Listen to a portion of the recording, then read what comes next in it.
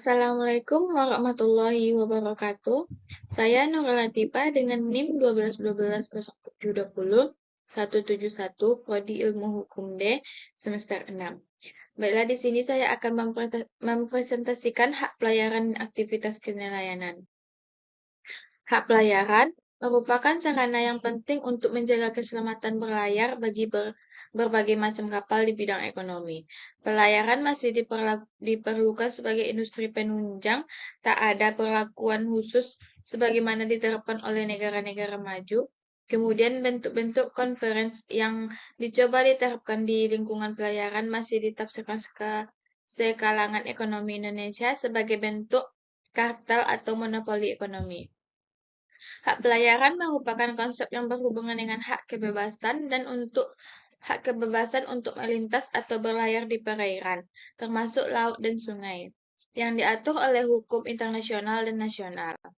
Selanjutnya, jenis-jenis hak pelayaran.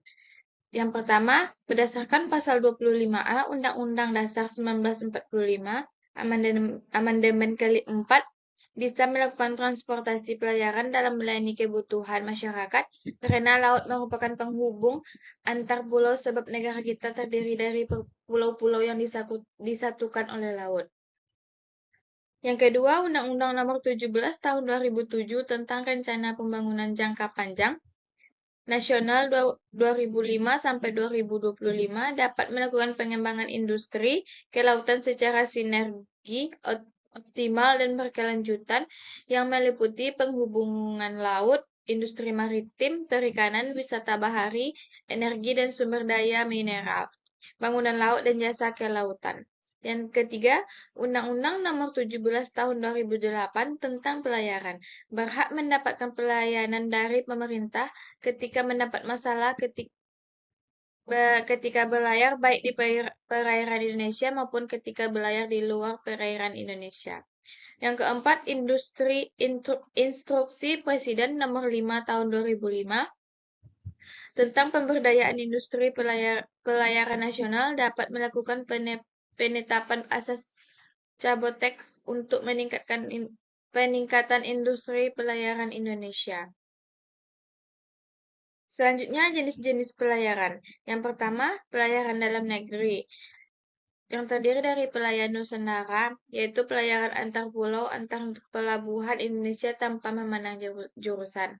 Yang kedua, pelayaran luar negeri, meliputi pelayaran samudera dekat, yaitu pelayaran ke pelabuhan-pelabuhan negara tetangga yang tidak lebih dari 3.000 mil laut di pelabuhan terluas Indonesia tanpa memandang jurusan.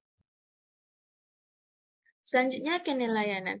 Kenelayanan merupakan aktivitas yang dilakukan oleh seseorang yang disebut nelayan adalah orang yang mata pencahariannya melakukan penangkapan ikan.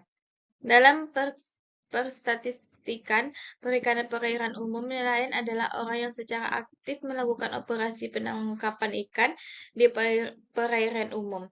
Nelayan dibedakan menjadi 3 kelompok, yaitu nelayan buru, nelayan juragan, dan nelayan perorangan. Selanjutnya, jenis-jenis kenelayanan. Yang pertama, penangkapan ikan, menanam rumput laut, membudidayakan mutiara, menangkap ikan hias, mendirikan keramba, menangkap lobster. Selanjutnya, hak-hak di berbagai zona maritim. Hak tersebut yaitu hak penangkapan ikan tradisional fishing right, berdasarkan hukum kebiasaan internasional. Semua negara memiliki hak tradisional right to fish untuk melakukan penangkapan ikan di laut lepas. Konsep hak tradisional untuk melaksanakan penangkapan ikan di laut didasarkan kepada kebebasan penangkapan ikan di laut lepas. Hak ini dapat dilaksanakan dengan tetap memperhatikan kelestarian sumber daya ikan pada laut lepas. Hak penangkapan ikan tradisional di ZEE, yaitu sebagai hak penangkapan ikan yang didasarkan kepada hak sejarah yang berlaku bagi nelayan-nelayan negara tetangga yang berdekatan. Baiklah, sekian presentasi dari saya.